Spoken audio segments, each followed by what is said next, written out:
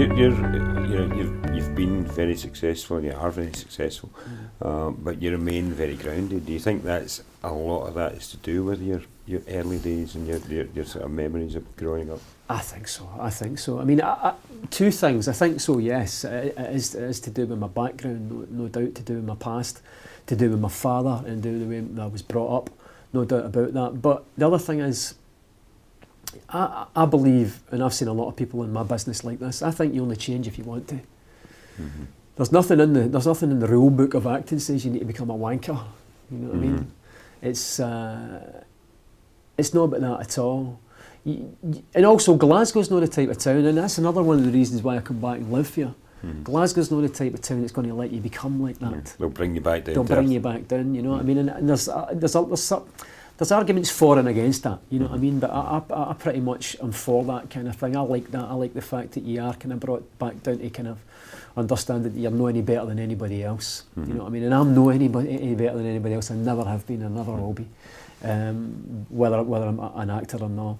So I guess it's a bit of both for sure. I think it's the city itself which is grounded me and made me the person I am. But it's also to do with my father.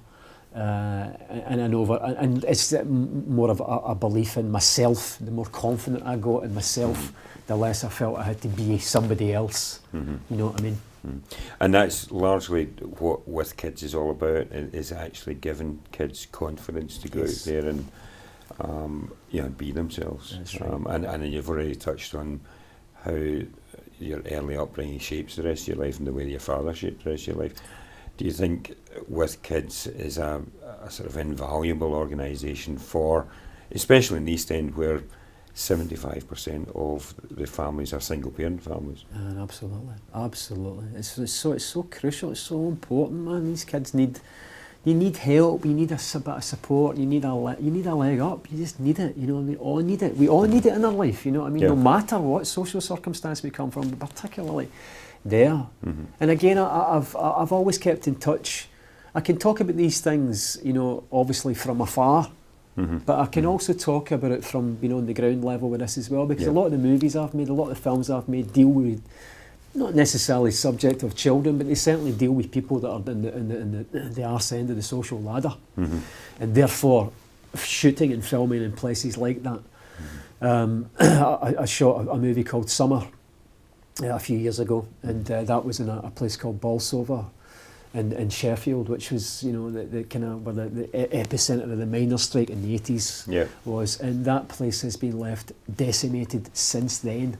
Mm-hmm. So filming in an area like that and in the houses there and talking to these kids in the street there, man, anything at all with kids, and they don't have anything like that either down there. I mean, anything like that is going to be valuable for them, because they follow the film crew about for 6 weeks looking for something to do.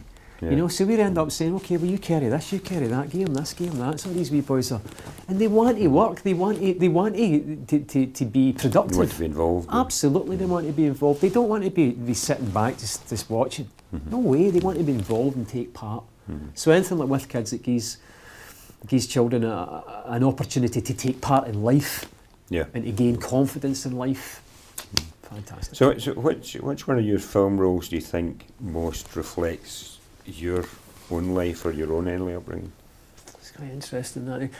A lot of the time, there's probably a third of the movies that I've made that are, if I was a painter, if I was an artist with paint, then these would be a kind of, I guess, self-portraits. Right. But when you look at an artist's series of self-portraits, they kind of change slightly. And that's roughly what I've been trying to do, I suppose, through my career. So the third that we're talking about is obviously the ones that are kind of dealing with the kind of lower social end. It's difficult to pick out any one in particular, but the film I've just mentioned there, which was Summer, I think that character of Sean there is very much where I could have been had I not been an actor. I don't think I'd have went down, any kind of criminal road or anything stupid like that. I think I'd have been one of these kind of ones who just festered and just fizzled out. You know what I mean?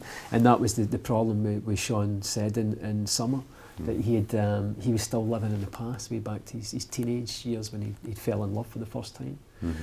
So that movie of all and that character of all, I think is extremely relevant to me, and I think very relevant to with kids as well. That whole film, I think, in fact, is very relevant to this organisation.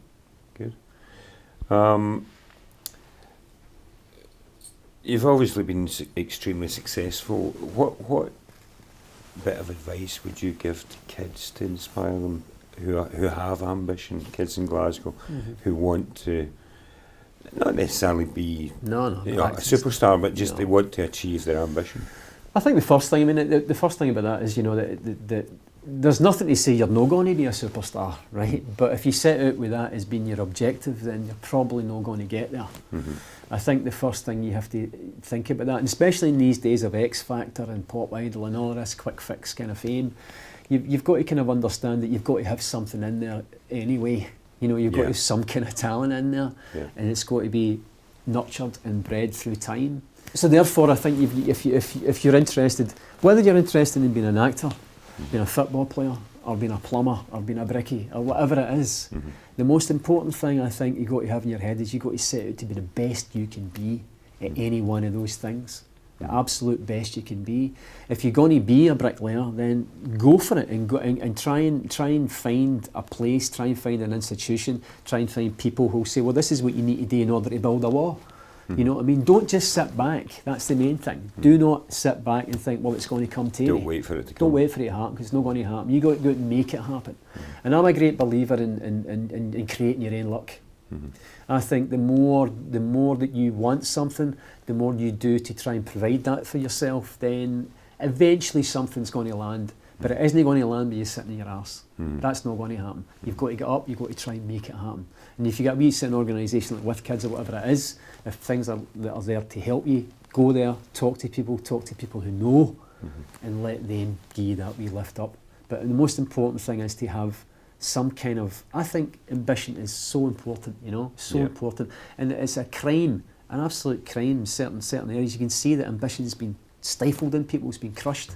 You know what I mean? And that is complete rubbish. Keep your ambition, keep your dreams, your dreams are very important. Your dreams are really, they might only be important to you, but it doesn't matter.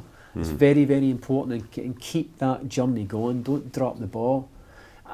See the amount of actors I've met in my life, and I'm talking literally scores and scores of people who talk like this, who say they've sat there and they've wanted it so much, that it's happened in the end. And each story is identical in the respect that they went out to make that happen. So you they didn't wait for it. They believed it. And that's believing in yourself. And that's what I was saying earlier on. That the more you do that, the more confidence you get. The more confidence you got in yourself, the more confidence you've got to go out and live in the world. Prove yourself in the world.